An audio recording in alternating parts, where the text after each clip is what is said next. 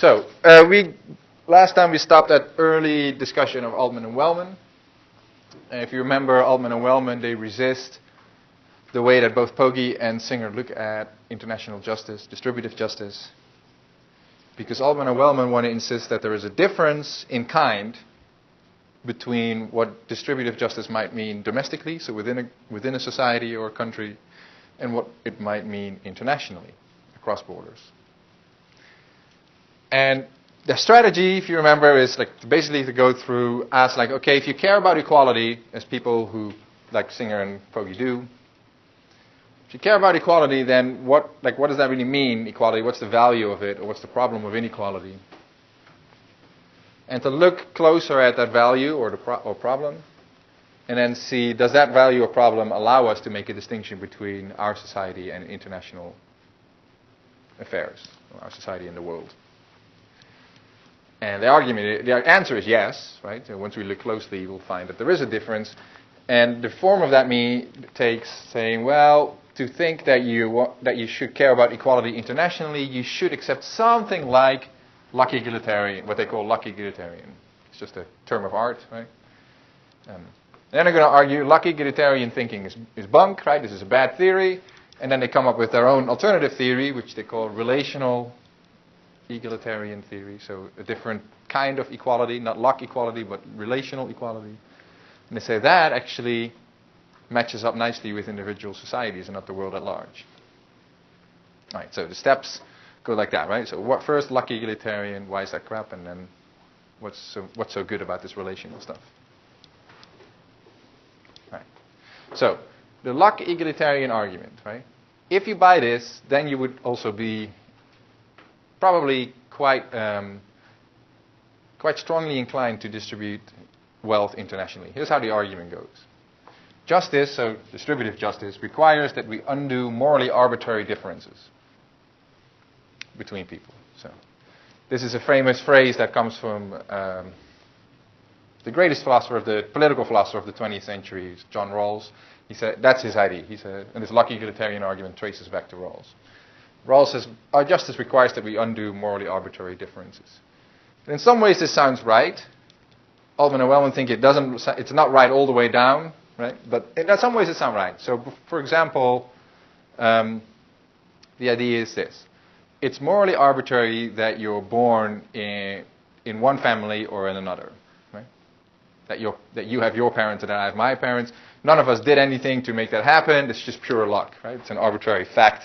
And so, morally speaking, it shouldn't really make a difference between us that I have my parents and you have your parents. Right? But not every society... Is somebody knock? Yeah. The door locks. This door locks? Okay.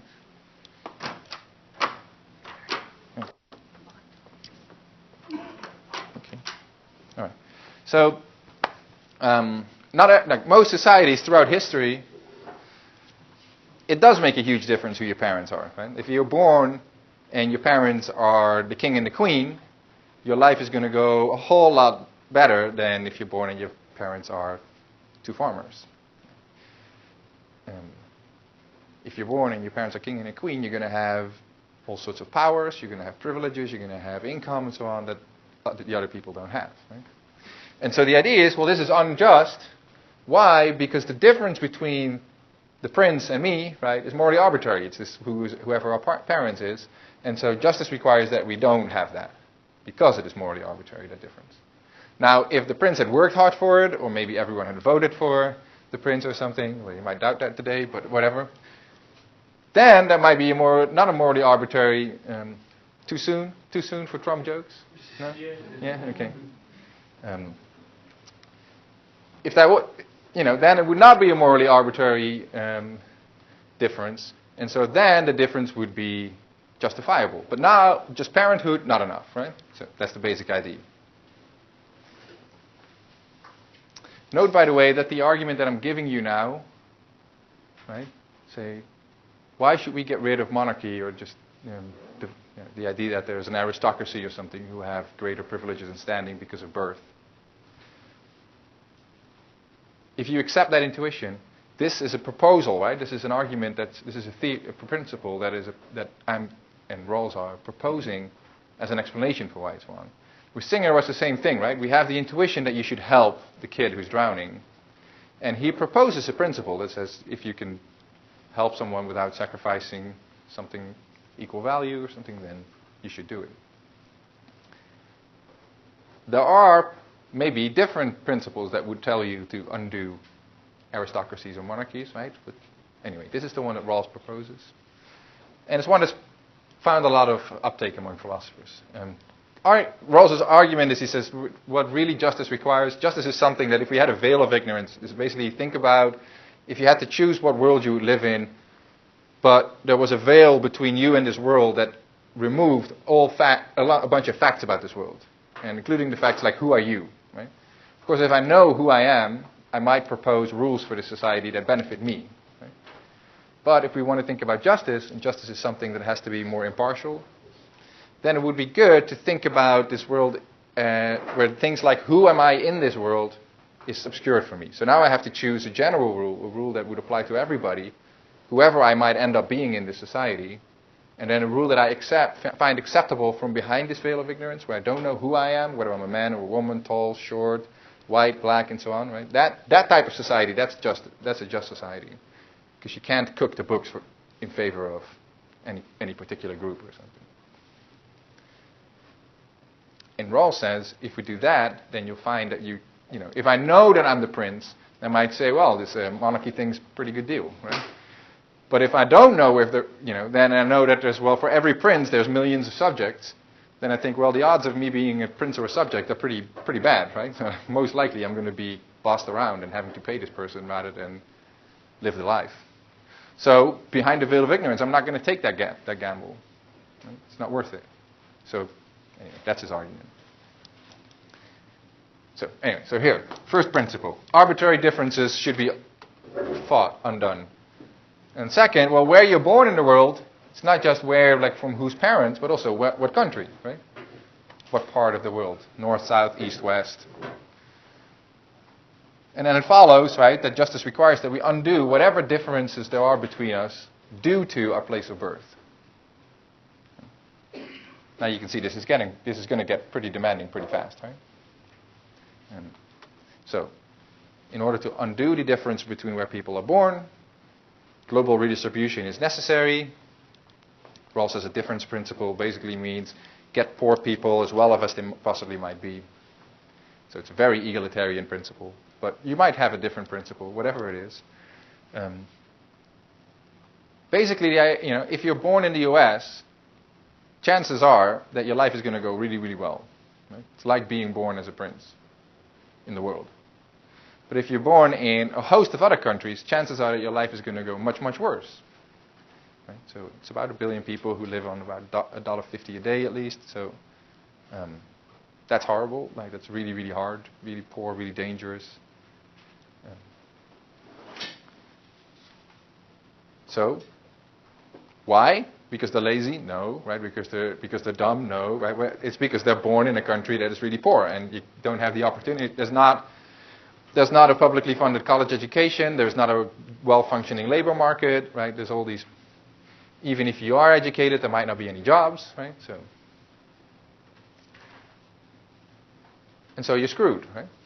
Lots of talented, hardworking people there get crushed. Why? Well, because they're born in the wrong country.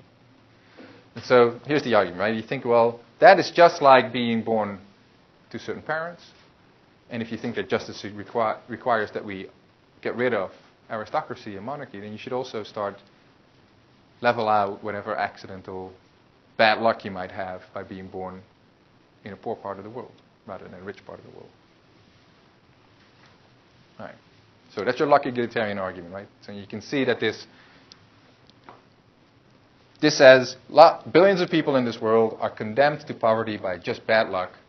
Just bad luck is not a good reason for them to be in such a bad situation. If we can do something about it, so do something about it. That's roughly the theory here. So, all right. So here's Altman and Wellman's response, right? So they say this is not a good theory of justice, and they start by rejecting the very first principle.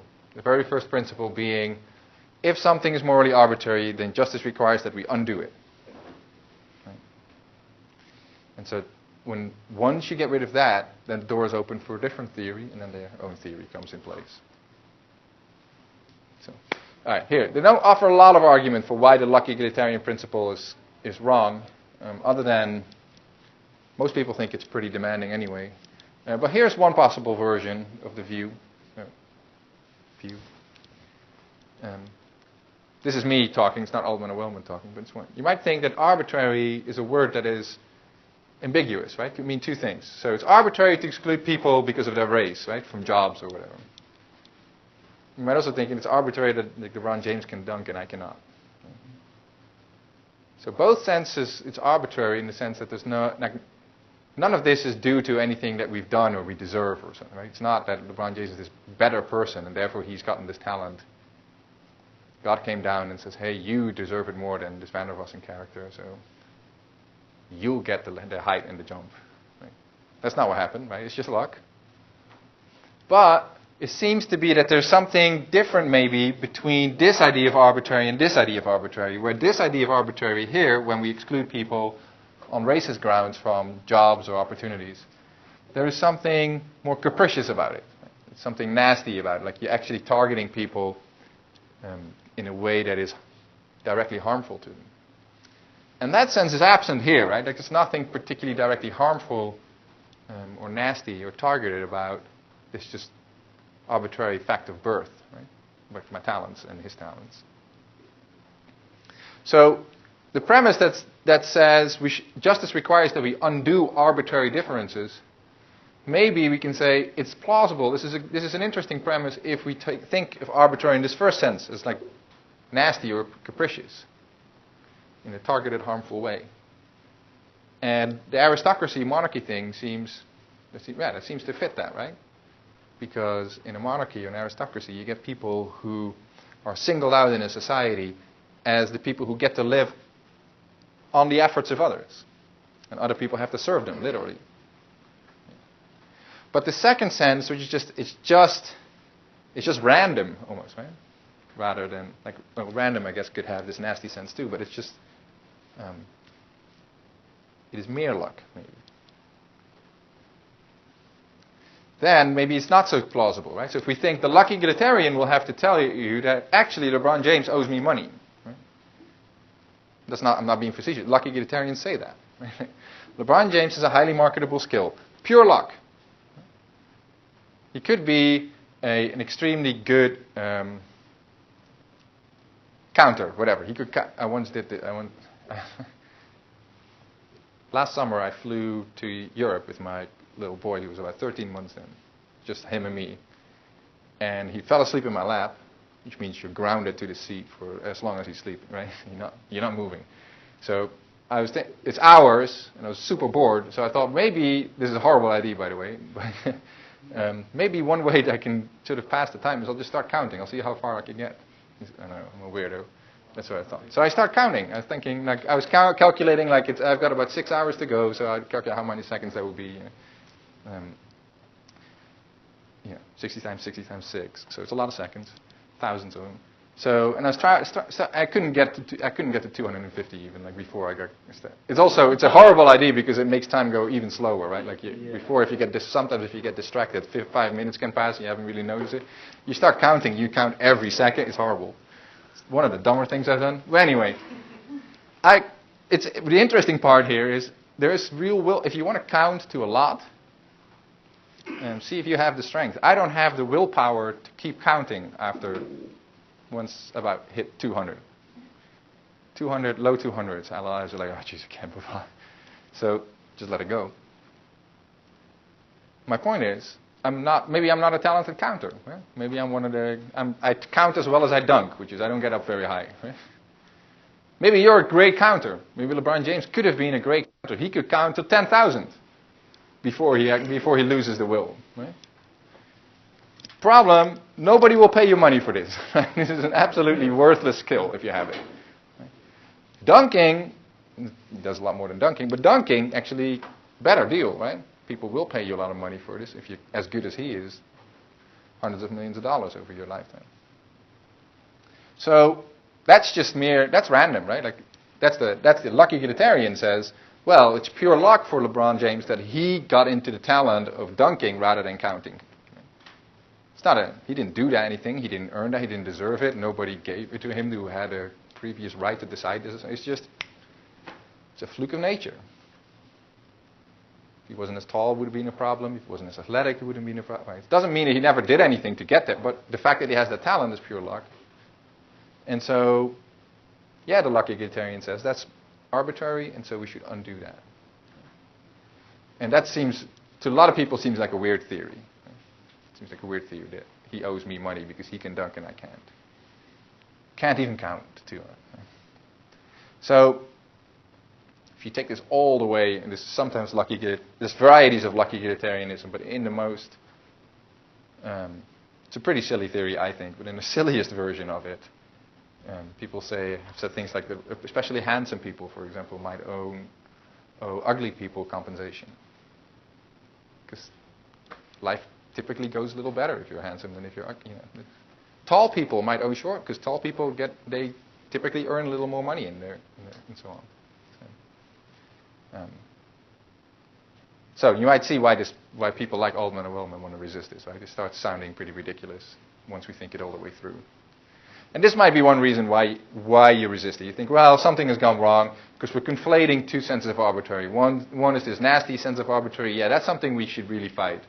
But then there is the merely random stuff, like your height or your talent or something. And then to say that we actually should undo that, not just let it sort of give people special privileges and power in society on basis, but just actively undo it, seems to be to go too far.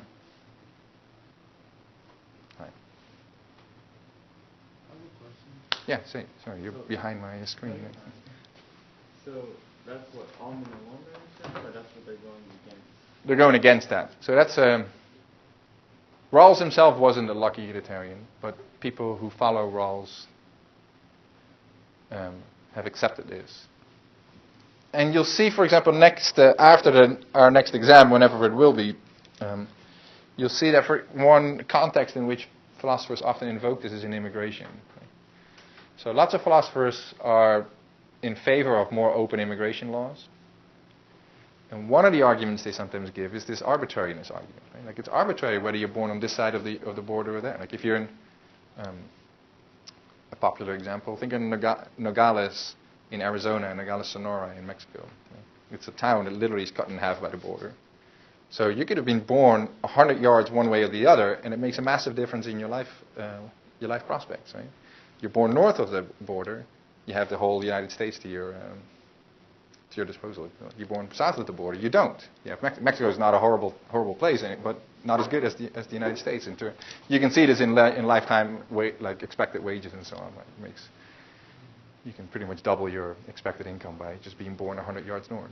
So that person born north doesn't need to be giving the person who's born south money if it's arbitrary. Right. Well, if you believe in lucky egalitarianism, you'd say, no, that's the reason why the border should be open or shouldn't exist in the first place, because there's a ridiculous reason. 100 yards is a ridiculous reason for having such a big impact on your life. That's what a lucky egalitarian would say. Right? So, and in that context, lots of people feel the force of the idea. Right? But as a general theory, Altman and Wellman think it's not a good theory because it leads to a whole bunch of implications. So they want to reject this. Now, if you reject this, you're going to have to rethink your idea about immigration too. If you believe that it's like Altman and Wellman think it's okay to close the border, so they're going to say, look, it doesn't really matter that Nogales. Yeah, it's like the LeBron James thing, right? Like, so what do we say to me? I can't dunk, he can. He's way richer than I will ever be because of it. So what do we tell me? Well, yeah, exactly. Right? And so maybe that's what we should tell the Nogales people too. Say, deal with it. So, Nogales, the people who were born just south of the Mexican border or the American-Mexican border. Right? Now, it's up to you whether that's what you want to say, right? Like, but the lucky egalitarian won't say it to either. Altman and Wellman want to say it to both. Deal with it. Maybe there's a way in which you can say it to one but not the other, but now we need more theories, right? What was the lucky egalitarian? So they don't say deal with it to anybody. They say we should rectify this. So they think it's unfair that someone like James is extremely rich and other people are not due to luck. And so they want to equalize that.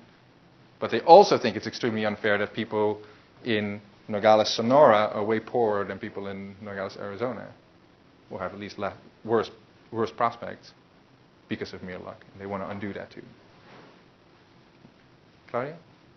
But wouldn't they, I don't know, instead of just saying, deal with that, like, if, for example, he would oppress you, so, like, now he's, like, Right. oppressing you whatever way he is, like, he's forcing you not to train so you can dunk as well as he dunks, or something like that, I don't know. But then they would be against it. Yeah. Then they would say that's not okay because he's oppressing you. As long as it's just he's way richer than you, like, tough luck. Yeah, but exactly. as soon as he starts oppressing you and, like, taking that possibility from you away, then it's not okay. And then Right, yeah, and that's when we start moving to the relational idea, right? So the idea is, if this wealth difference between me and James means, or you and James, means that he gets some type of unfair power over me, where we are in a relation of oppression, then it becomes a problem. But the sheer inequality itself, neither here nor there.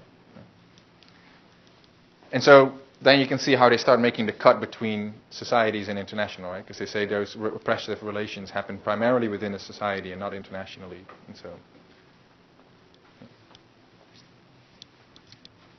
all right. So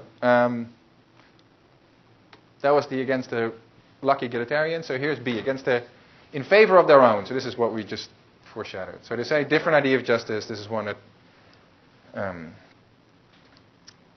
they borrow from Elizabeth Anderson, who's a philosopher at Michigan. And the idea here is, so right, that equality per se is not exactly that important. She has a very famous article. It's called What's the Point of Equality? And she takes a significant number of pages to kind of ridicule almost the lucky egalitarian theory. And it's was sort of the death knell and the coffin of the relational egalitarian theory to most people. She really... Anyway, she had a number of these objections, like the ones I've just been mentioning to you, and made them in a very powerful way. So here's the basic idea that she proposed it with. She said, well, equality is not so much just equality per se, but it's equality in terms of like status or relation between people, such that we can interact on equal footing. So it doesn't really matter that LeBron James has a lot more money than me, or is more famous, and so on. So the focus of moral concern is not inequality as such. We're unequal. There's a lot of inequality between us, but rather on what the wealthy. That's a typo in the manuscript. What the wealthy or the politically powerful or the socially privileged can do with impunity to those below them. So if that means, like you say, that he has the ability to, like, people work for him, he doesn't pay them, right? They want to sue him, and then as soon as he comes for the judge, the judge says, he says to the judge, I'll give you a couple of signed LeBron James sneakers, right? And then he says, okay, pat on the back, don't do it again, right? And then lets him go. If that's what starts happening, then it's a problem. Or maybe, more realistically, lots of people talk about this, right? Like if you think that Stanford complained about most people's favorite candidate here on campus. The standard complaint about Hillary was she's very tight to the banks and Wall Street and so on. Right? Got lots of money from them. The worry is that the money represents favors, right? So that the laws about financial regulation and so on, or tax law maybe, is going to be rewritten in what would have been a Clinton administration in a way that unfairly favors these people, right? Gives them tax breaks, shields them from being criminally liable for certain shady practices and things like that, right? Then this kind of worry starts kicking in, right? So the relational egalitarian says, it's not a problem per se that these bankers and Wall Street people are richer than you and I. That's okay. They can have all the money they want. But it becomes a problem when their being rich means they can now start buying political favors, right? So that the law starts favoring them and so on. That's the worry they have, right? And in those cases, when that starts happening, there is a reason for redistributing, for making the inequality between those people who are not connected like that and the people who are, for reducing that gap. That's the theory. So it's about relative holdings, right? It's about holdings of the rich and the poor compared, not on an absolute scale, but just in relation to each other.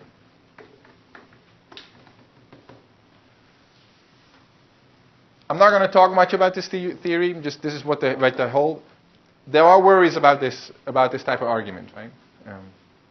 One worry is one objection that people have raised to this type of argument is the following: say, well, if you worry that, let's say that the worry is that Wall Street bankers are buying political favors, right? What should be the response to this? Their response is take away their money. But that makes no sense, the objection goes, because if people are buying things with money that you think shouldn't be bought, the reaction is not to take away people's money, it's to make sure that that stuff isn't for sale. Right? So think about if you oppose, let's say you like slavery, right? Slavery is wrong. Why? Because we shouldn't be able to buy people as our property. Right? What was the response? Not to take away rich people's money so they couldn't afford slaves anymore. Right? The response was to just outlaw slavery. Say don't stop selling people. Right? And so the response here would be like, well, if you worry, and we should worry, right, about rich people buying political favors, the response should be to try and not make politics for sale.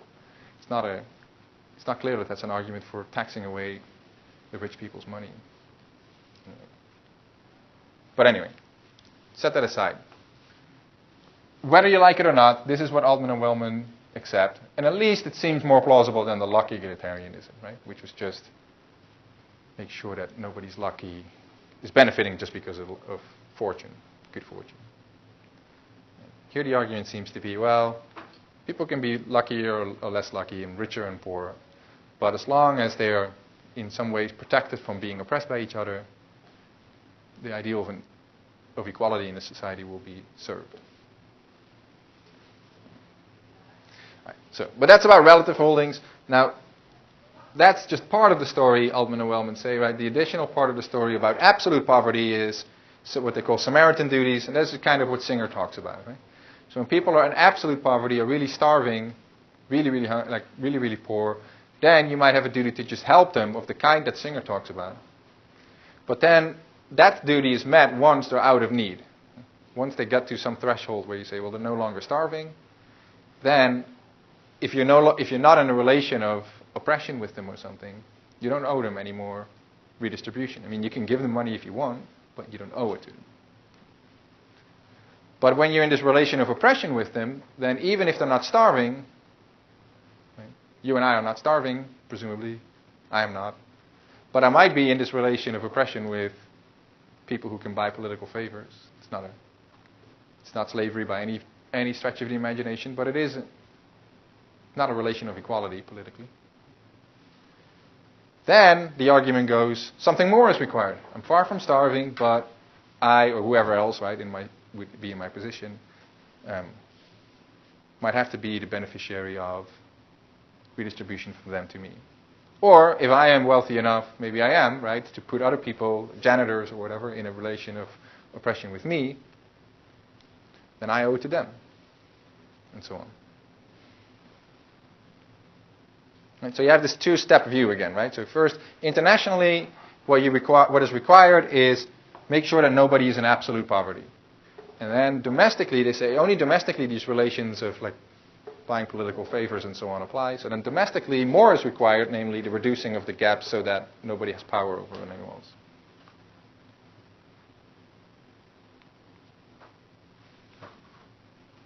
Any questions about this so far? All right, I got some fun graphs for you. Hopefully this will help you. All right, let's compare 4 countries. It's just an illustration of what the relational view entails. So 4 different countries. Country A, B, C, D. Each country I've just separated into 3 classes, right? So rich, middle, poor. Rich, middle, poor, rich, middle, poor. The higher the bar, the richer you get, right? So let's say that just each of them has exactly 1/3 of the population and so on. Like just set aside complications. And let's say that if you have more than 1.5, so once you hit 2, then you are no longer starving. Let's say that's just enough. we'll need a complicated theory to explain what is enough and so on. But we have it, right? We know when Singer says people are no longer in the world in situations that are like being drowning in a pond. It happens at 2. Right? So greater than 1.5, instead of doing it only in halves. Boom, there you go. And let's say that if you have a difference between bars that is greater than 2.5, so as soon as the difference is 3, right, then you have an unjust relation. So, question for you. Is there any injustice in this graph? Yeah, so what is it? Like, what injustices do you see? Just asking you to try and apply the idea. Yeah, Laura. Well, country D, obviously, their income is not great. Yeah, not great. And while country C is almost like hitting the top of the chart. So there's obviously an unjust balance there, a relation there. Okay, good. What exactly is the injustice? Can you be precise? Well, country D, they are, not terribly well. Sorry, I want to make sure. Terminology correct. What was the intuition? Forget about for a moment about the... Well, country D is well, they're 2/3 of the country is not even getting by, pretty much. Right. 1/3, they're doing okay, like not Just, the best, right. but they're living. But 2/3 of the country is not.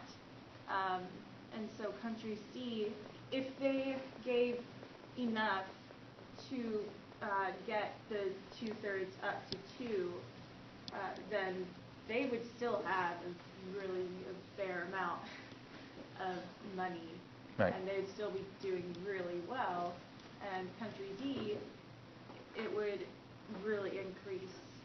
It's like with Singer, like it would vastly increase their well-being. Right, good. Yeah, so if you buy something like the Singer ID, as Altman and Wellman do, right, then you have to say, well, anything that drops below 2 is like being in a pond, and you should do something. Now, you don't have to also throw yourself in a pond, right? So the people in A, they're right at the edge. Anything they give away would throw themselves. So they're just trying to get by themselves, so okay. But here, people in B and in C are so well off that they could, if we assume that they only would have to go down a half to get these people a half up or a whole, right? Then we just need 1 and 1.5, so 2.5 units worth to go through this. And so we could get that from somewhere there to here, and then at least the absolute poverty problem in the world would be solved. Right? Good. So that's one injustice that's happening, right? So there are people who are absolutely deprived in a way that's avoidable. We assume. Right?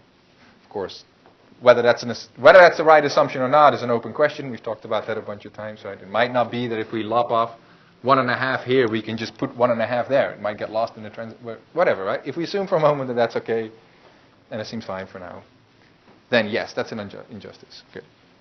Claudia? Yeah. Also, I think that if you say what Altman and Wellman are saying, okay, they do say it's an absolute poverty that you do have to help, even if you don't have any relations with that country. But let's say that country B and C don't know anything about each other, and don't have any relations with each other, and they just live separately. They don't know anything, and so then even though there are injustices between like their two systems, they don't have to do anything about it. So the blue population in country C wouldn't have to do anything to help the population in country B. Right. But within their population, they would have to do something. Right. So within each, both C and B and C, they would have to change something so that their inequality would not be Good. Right. So there's I'm not sure why you say country B, but let's get to that in a second. Because there's inequalities there as well. Yeah, so let's get to it. First things first. You're right. So if we solve countries D's problems and we get everyone up to at least 2, right, then the problem of absolute poverty in the world would be solved. So that's one element of justice, but that's out of the way. Hooray, right? Like world poverty out of the window. Be great. But that doesn't mean all questions of justice have been solved, because now there's this additional relational issue, right? But that only applies within a society. And so the argument here is that bigger than 2.5 is enough. So here we have a difference in C between rich and poor that is 3. So 1, 2, 3. And that is too big. Right? So here, the gap between rich and poor is so big that the rich are oppressing the poor, if you buy the relational argument, as they do. And so now what we need to do is we need to get some from these people away and to these people. Or, as we'll see in a moment, this is, by the way, an objection that people sometimes have. You could also achieve it by just destroying wealth on the top. Right? Now the injustice is gone too, and that's weird. Just making people worse off seems to be an improvement now. Anyway. If you buy this, we could destroy some here, or we could move some there, or we could also move something from the middle class to them, as long as they get up to a close enough to, that the difference between rich and poor is not too big anymore. That's also a weird implication that would do it, right? But okay. As soon as we get these up half or maybe a whole, then the gap is too. And so now injustice in this society is solved. C, injustice globally is solved because everyone's up to 2. And so now the people in C are done, right? But notice that they're done even though that if we compare the rich or even the middle in C to people in A, it's way bigger than 2.5 of a difference, right? So 1, 2, 3, 4, 5. So it's a huge difference. If they lived in the same society, problem, because now there's oppression going on. But because they live somewhere else, not a problem, not oppressive. That's basically the theory. Yeah. All right, so back. Oh, so the B, I didn't look at the half that is 2.5 and it's unjust. Okay, good. I forgot about that. Yeah. These are random numbers. Like I'm just making up these numbers, right? Yeah, right. I looked at the graph, so Right. they're unjust. But Right, but the relation then, and you say that's not unjust, then it's fine. yeah, and so in C, blue and red, so rich and middle, are not in an unjust relation either. Right? Red and green are not in an unjust relation either, because it's only 2. Right? Or it's 2.5, sorry. 2.5 was the limit, right? It's allowable. So there's quite a bit of inequality here, but it's not a problem yet. That's supposed to be, so fans of this theory, people who love this theory, they like it. One of the reasons they like it is because it gets you away from saying that equality per se is just really important, which is a weird theory too, because it says something, it requires that you have to say that justice recommends country A over country B or C. Right? And nobody in their right mind would ever choose to live in country A over country B or C. You'd much rather be poor in either B or C than be anyone in A. And so that's if you say equality justice requires equality, period. Right? Now you have to say no, A is better because this is the just society. But that seems like some people are stubborn, but very few people will now accept that. Yeah. Chantal, sorry.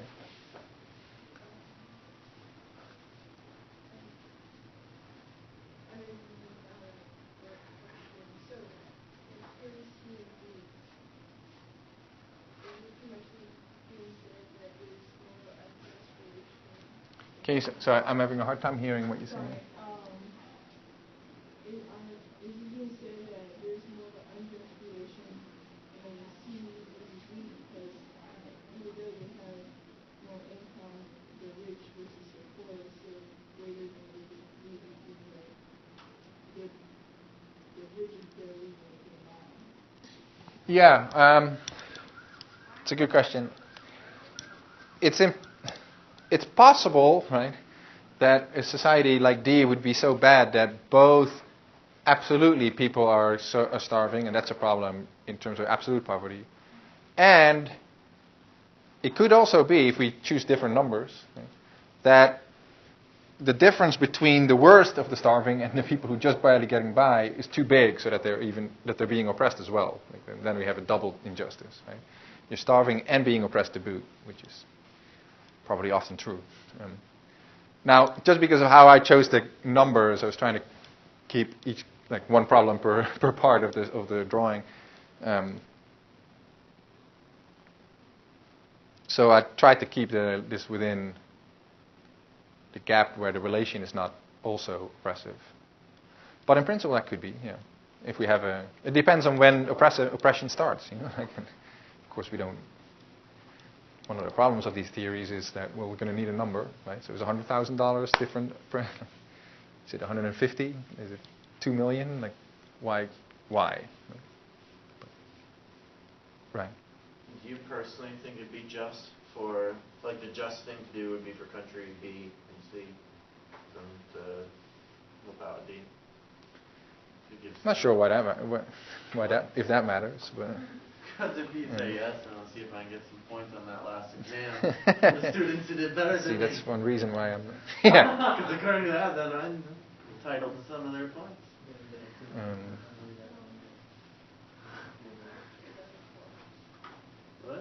I mean, notice, by the way, that if you buy, if you're an egalitarian, right? If you're like an old-fashioned socialist of the kind that that we don't see much anymore, but the revolutionary early 20th century kind, right? So you think equality overall, then country A should be your ideal. Right? If you're a utilitarian, right, and you just want people to be sort of on aggregate to be the best of, then country C should be your ideal. Right? 'Cause here, if we stack up all the bars, the bar gets the highest of all 4 countries. If you buy Rawls, for those of you who are into such a thing, and if you're not, next term, social and political philosophy with me, lots of Rawls. So then you say, well, justice requires that the poor are as well off as they could be, as they could expect to be. Because that's what we choose behind a veil of ignorance. So B does that, right? Because here the poor are better off than in C, even though both rich and middle are worse off. Right? So it costs 2/3 of the society to get a little bit more for the poorest, but Rawls says, no, that's what justice requires. And that's what these relational egalitarians also. So Rawls himself was much closer to the relational view than the Locke egalitarian view. Altman and Wellman would have to say that B is better than C. Yeah. Because in C we have this rich versus poor oppression going on, and not in B. Rather than this distinction. Yeah, right, exactly. Because distinction cuts across borders, right? Because you mean just difference between people. Right, so you might say, yeah, it's pure luck that people get born in A rather than in B or C.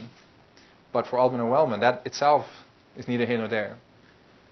As long as they're not A, starving, or B, being oppressed, no problem, right? Let's just deal with it. Yeah. Now, of course, you might think, like, sometimes people like Altman and Wellman are accused of being callous, of letting poor people just sort of rot. But in their defense, to get everyone up to a point where they're not starving would require drastically improving the lives of like billions of people around the world. Right? So they recognize that. So it's not that they're saying you can just go home and sleep tight. They think we should radically change the world and its distributions. But that doesn't commit you to just keep going and equalizing across the borders until the cows come home. Requires it only up to the point where we solve that problem, and then different societies can be very, very different. Okay? Any questions so far? Yeah, same. This question just to clarify. So, country A is that what Rawls means? Like equal, or no, Rawls himself didn't want equal, but doesn't matter. Rawls would have recommended B because he said you make the poor as well off as they can be. And that's also Right. Well, in this, yeah, it overlaps. It's not exactly, but yeah, sure.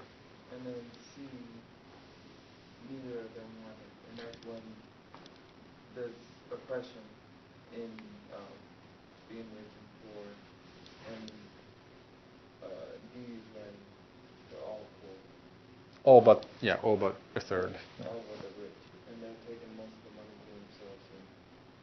For example, could be a host of, we don't, like, it's a graph, right? We don't know, Okay. but I'm just making this up to illustrate, but a variety of reasons might go into that. And I forgot what I was going to ask about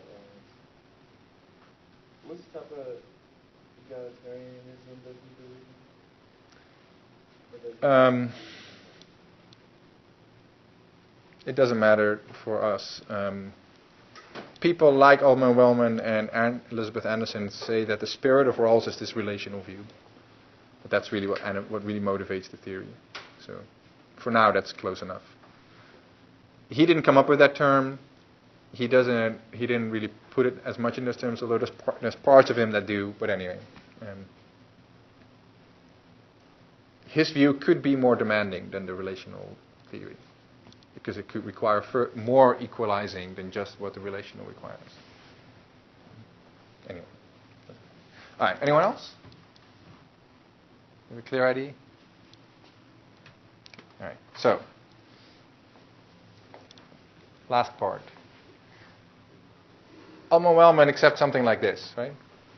Point of justice is, when we set aside the pure starvation thing, but just relationally, is that make sure that people don't stand in an unjust relation to each other.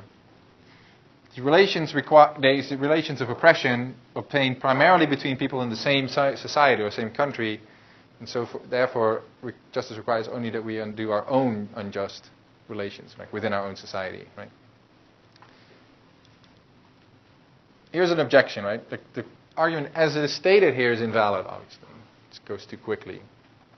So here are some problems with questions. Here, the second premise, this must be that the relations obtain only, not just primarily, right? So we say primarily here, but only within your own society. That's not obviously true, right? If you think about the interactions if the interaction between very rich and very poor can be one of oppression, that can go through buying political favors, but it can also go through buying legal favors, bribing officials, and so on. And that doesn't always happen. That doesn't always happen in your own country, right? You can do this abroad as well. So when people are trading internationally, for example, the same type of oppression that Altman and Wellman are worried about might start happening there too. People who trade from different countries might not equally be protected by the law because one side is much more, is in a different place, is much wealthier or whatever, much better connected. Now, if that's true, now we have, that's one example, right, of a relation that cuts across borders where the relation is oppressive. And as a relational egalitarian, they would have to be against this and therefore propose redistribution. So now we're getting at least one relation where there is cross-border redistribution required to undo oppression. Now, if there was one, there's probably two, there's probably three, right? There might be a whole network of these relations. Just talking about trading, we might think about tourists who visit, right? Might be better protected. Cuba famously has two parallel economies, one dollar economy, one local economy, and legal protections that go with it can be quite different. So this is primarily sounds right, but they need more than primarily. They need only, and it's not clear that only is true.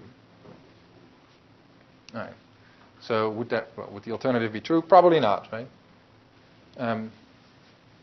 Here is suddenly like something that suddenly gets introduced in the conclusion that requires only that we undo our own unjust relations. So one thing to say that we should not be in unjust relations. It's quite another to say that we only should undo unjust relations. So if you like equality, maybe you don't like equality in the form of the two theories that we've seen, but if you like equality, you might think that justice can require more than just undoing the unjust relations.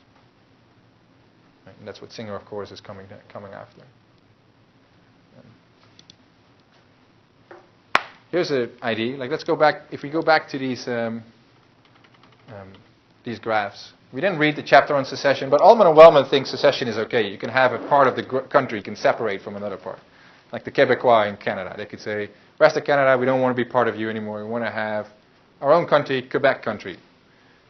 Done. We're gone." Right? They say, "Yeah, go for it. As long as you protect human rights." Okay, well, what if this country C reads Altman and Wellman's book, right? And it says, "Holy crap, we need to start shoveling some money here to undo unjust relations." And just as about to start paying, someone says, right, "Wait a minute, I have a better idea." Turns out that if we are in different countries, we wouldn't have to shovel any money towards them. So how about we just secede? We just lop these guys off, make them country seat. They'll be way well off above what absolutely is required. And we'll just be pretty equally rich together. Doesn't cost us anything. By poor, you can be rich, middle, and poor in your own country, and we'll just be rich and middle, or rich and poor in our own country. Done and done, right? This is a little weird. At least I think so. So, if you believe this theory, would it be acceptable for the rich to secede and create their own state in order to be taxed? The Wall Street bankers say, let's have the free state of New York City. Much cheaper.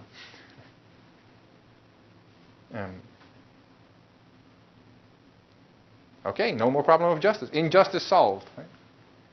Even though nobody's gotten better off, nobody's paid anything, nobody's received anything. There was an injustice before, now we have the free state of New York City. Injustice solved. Right? This is a fairly bizarre conclusion, I think.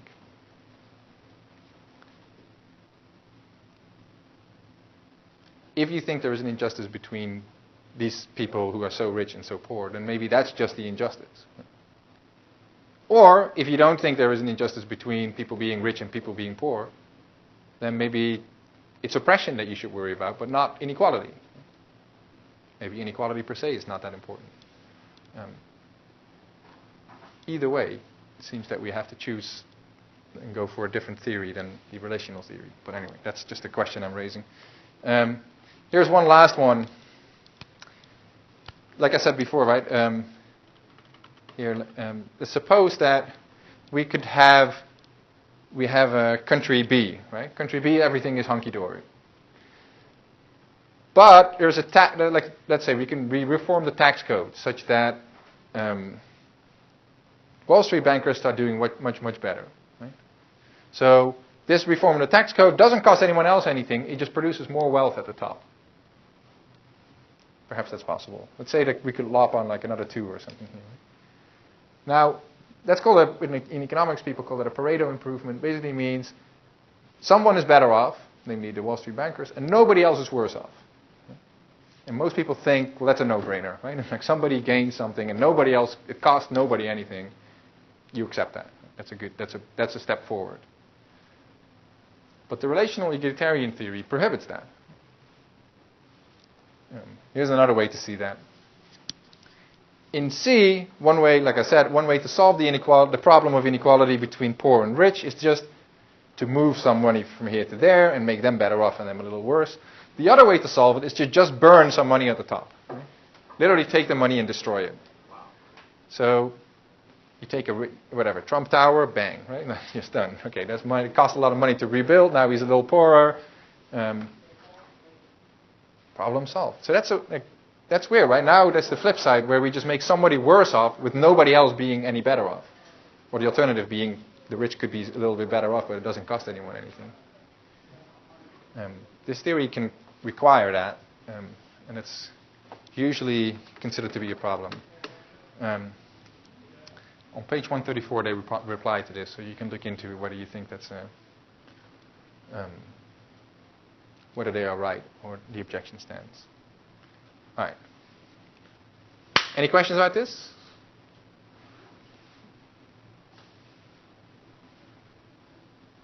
All right. All right. So. Can you bring back the last slide, please? Sure.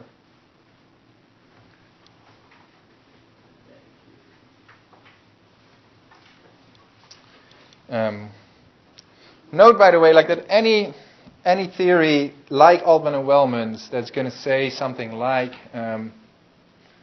there's going to be a difference between inequality domestically and inequality internationally might be vulnerable to something like this objection D here. Right? Because anytime you're going to say like we owe a lot more to our own poor than to poor across the borders, you're going to have to accept that the border itself is morally significant. Right? So that because people live on this side of the border in Arizona, let's say, instead of Nogales, Mexico, Sonora, Mexico, that we owe more to the people on this side of the border than there because there is the border between them. Any view that holds that is going to have to come up to the idea that, well, if the border moves, one way or another, what we owe to these people is going to move. Right? It's going to change.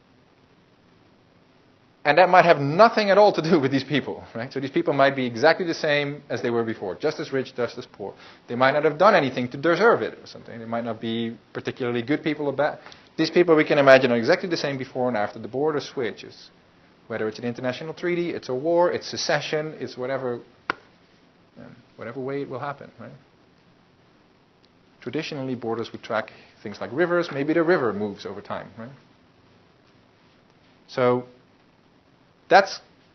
you can go two ways on this, right? Either you think, okay, that's just generally a problem with this idea that justice is different within our own society as it is internationally. Maybe you cannot live with that. Or maybe you can, then you just have to say, yeah, that sounds weird, but such is life. Sometimes there are weird implications, and you accept it. Right? But that's not an objection that you're going to get rid of by just finagling a little bit with the theory up here. Because that's the heart of the theory. The theory says borders matter. All right. Anyone else? Otherwise, I'm going to go on, because we have 15 minutes. So I'm going to get some Poggi in. All right.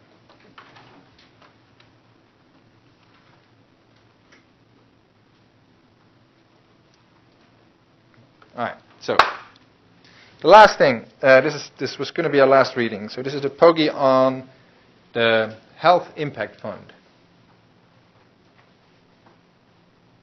Before I start rambling again, does anyone want to take a shot at trying to quickly summarize what Poggi is up to there?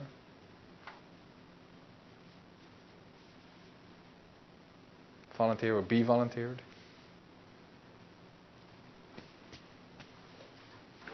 You want to try and volunteer, Shinta?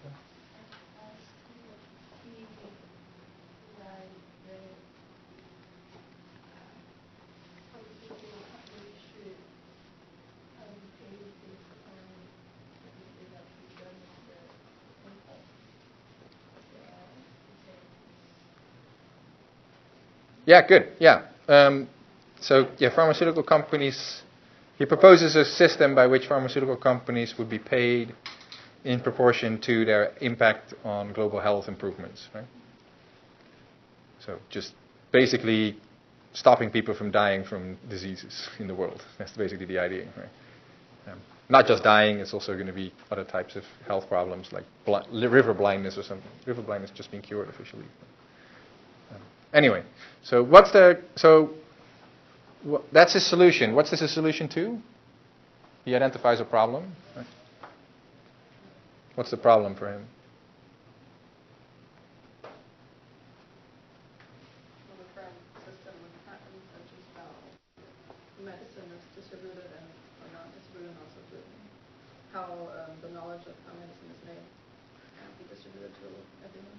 Yeah, good. So it's a system of patents and what it does to the availability of medicine around the world. So a patent, what's a patent? Like a patent is what? Payment? Well, it requires payment, yeah. Well, it protects an invention or like an idea that others can't copy it without paying for it or copyright. It's similar to copyright. Yeah, so it's a form of intellectual property, and copyright is a form of intellectual property too.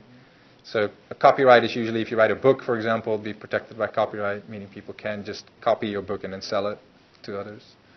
Or a song, right? And so similarly with patents, if you have a certain invention, you can patent it, which means that anyone who does something who produces something that involves or is sufficiently similar to your invention can't do it without paying you for it. Or at least have to get your agreement beforehand. So what's the point of a patent? Why would you have something like that?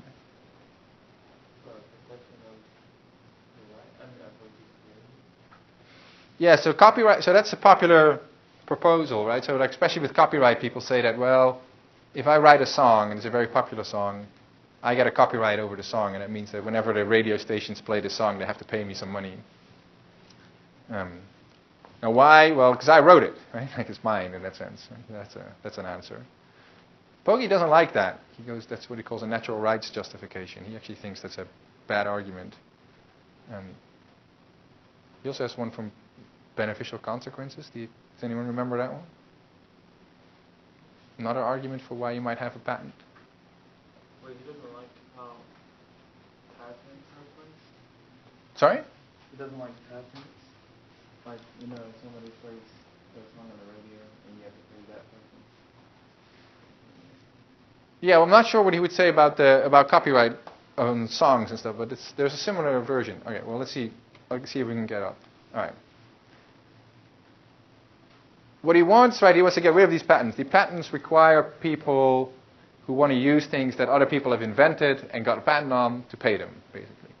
So what happens is you get these pharmaceutical companies, they invent and then produce a certain type of medicine, right? And they have a patent on it, and the patent allows them, it gives them basically a monopoly, right? It says, well, these are the only people who can sell it, or you have to pay them for it and get their approval. So you'll notice, right? If you go to the doctor and he or she prescribes you some medicine, you go. Sometimes you have to pay like $30 for a little piece of pills, and sometimes it's $3, right? And the $3 is the generic version, and the $30-some or whatever, it could be more. That's the still patented one. Patents have a lifetime. So after a number of years, they lapse, and then you get the generic availability. So basically, what this does is like you get a company to invent something against headaches, right? So new thing against headaches.